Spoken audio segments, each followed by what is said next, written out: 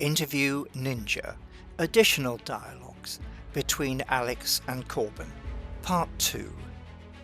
The different interview types that you are likely to experience, whether it's for a university to get in there, or whether you're already qualified and you want to get a particular job with an organisation. We also cover unlocking new behaviours and improvisation, and what goes on in the mind that encodes behaviours. And finally, being an interviewee is a skill in itself, and how you can analyse the interviewer or the interviewers in a panel situation, where there could be 2, 3 or even more interviewers talking to you at the same time.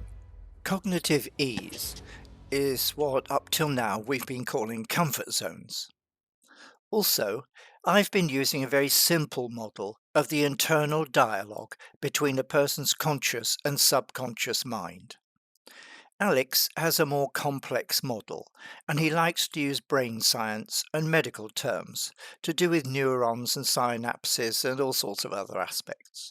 Hence, I explain things using what's called level 1, the minimum practical amount of usable data.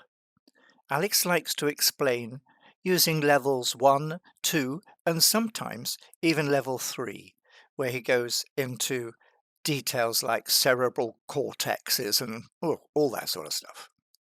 But what that means is that it means fishing around and thinking for what is the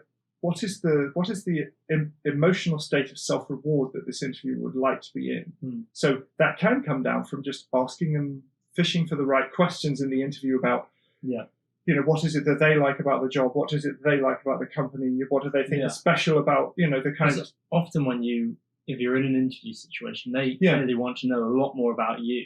Absolutely right. Than the other way around. Yes,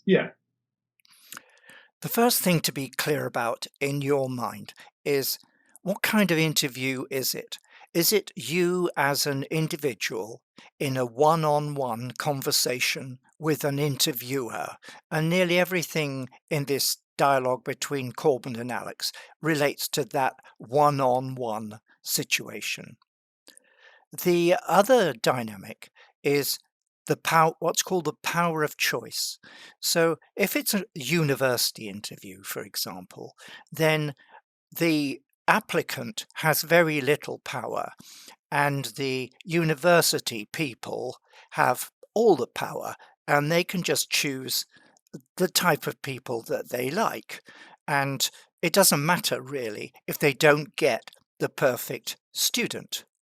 Whereas if it's a job interview, the company needs to find the right person, and they may be competing quite vigorously with other companies. So the power of choice often lies with the person being interviewed.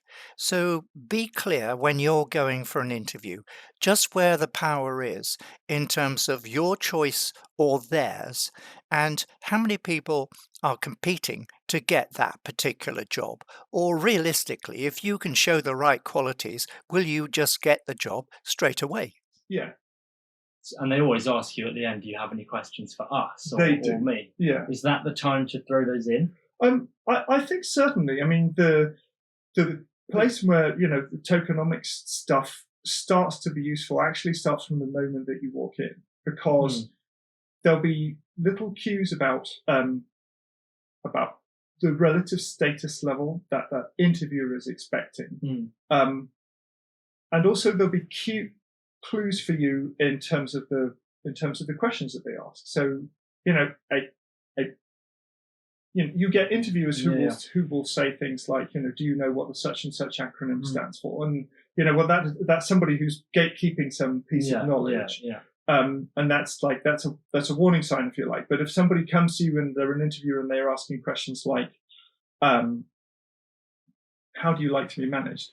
That's a great sign that it's a forward-thinking and positive organization, because they're actually genuinely interested in and what you think in order to want their job.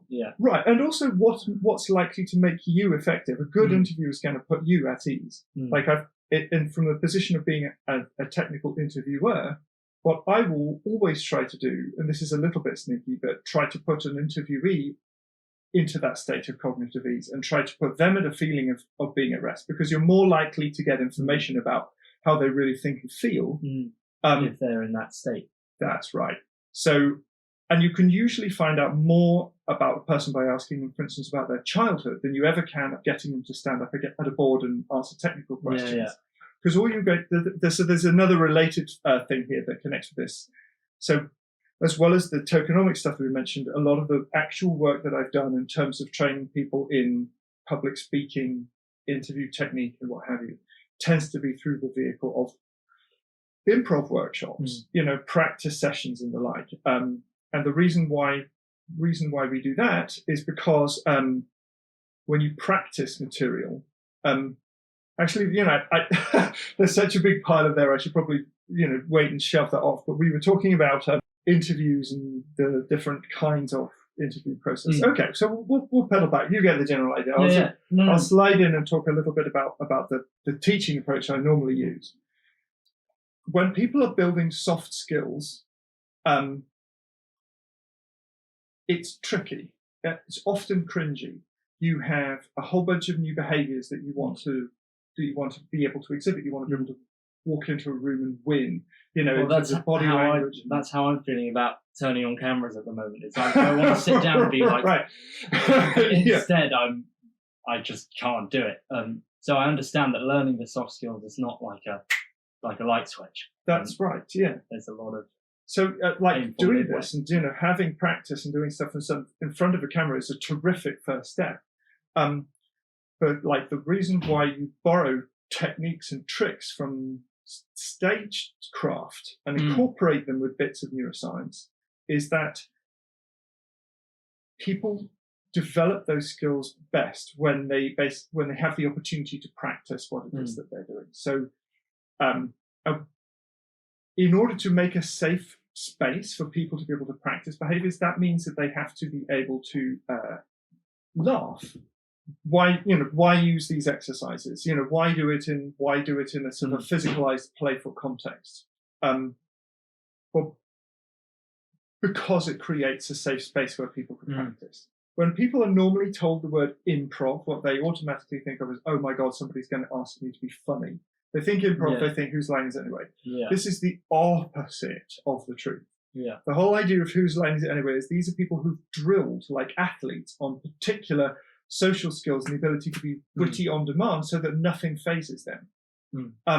But you don't sort of say, oh my God, I could never play football because, sort of like I see those people and they can run around and do a thing. Yeah, there's so many ways for the ball to come at me, I can't learn to kick them all. Yeah. Exactly. So under those circumstances, people automatically know that, if you want to play football, you've got to go practice. Yeah. Any sport or anything, dance or anything like that. Social skills are just exactly the same. You need to practice at some level because the place where behaviours are stored in your brain is not the same as the place where facts are stored. So having a session, a discussion will give you some content that, if I ask you, where did you go on vacation last? You've got that. You've got that information ready to hand. Yeah, right? there it is. So if I say to you, "How do you ride a bike?" Yeah. Right. And the reason for that is that information is encoded in a completely different way in your brain. You don't have direct access to how do you ride a bike because it's a thing that you do. Yeah. It's not an explicit. It's not a thought. It's a thing. Yes. Yeah. And so every piece of social behaviour that people exhibit is exactly the same. So when you want to train people to be able to develop their social skills, you want to create an environment where people can actually practice. So it's not just like it's not like there's a book that I could read you and tell you how to do it, and then you suddenly have that knowledge, as in, here's how you do social skills. That's right. It's like a muscle. Exactly. Yes. Or like learning a musical instrument. Yeah. Muscle memory. Yeah. Only this case, it's a social muscle. But here's the key thing about this is that learning social skills requires a social context. And the reason why learning social skills is hard is because most of the social most of the social stuff we do in life comes with some amount of reward, a la tokenomics, or costs, as in, gosh, I feel guilty / embarrassed. There's a landscape of reward and punishment that comes with it. So if you go to somebody and say, okay, we're going to do some role play now. I would like you to imagine that you are an angry butcher, and I'm sort of like, that's not who I am. It automatically feels false and artificial. So when you put people in that situation and try to get them to encode a behavior straight away, it's usually very difficult to do. If you create an environment in which people can practice little by little. So I have, and maybe we can do a little bit of recording with video standing up, and I can show you some tiny exercises of just like the simplest ones. Just let's do it. You want to try it? Yeah. Okay. Right now? Yeah, sure. Let's try it. Alex is passionate about helping people learn new and better behaviours.